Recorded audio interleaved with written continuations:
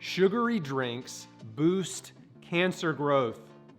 In my recent video, Diet Soda is Slowly Killing You, I talked about how aspartame increases your risk of heart disease, cancer, and early death. But make no mistake, regular soda is super bad too. A new study published in the journal Science found that colorectal cancers use high fructose corn syrup as a fuel to increase tumor growth. The researchers gave a group of mice a 25% high fructose corn syrup solution similar to soft drinks once a day for 2 months. And those mice developed larger, more advanced tumors than the mice who were only given water to drink.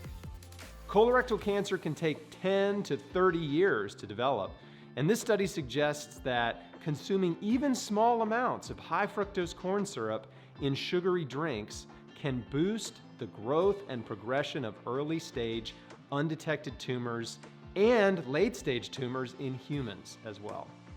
Sugary drinks and soft drinks are bad for you. The end.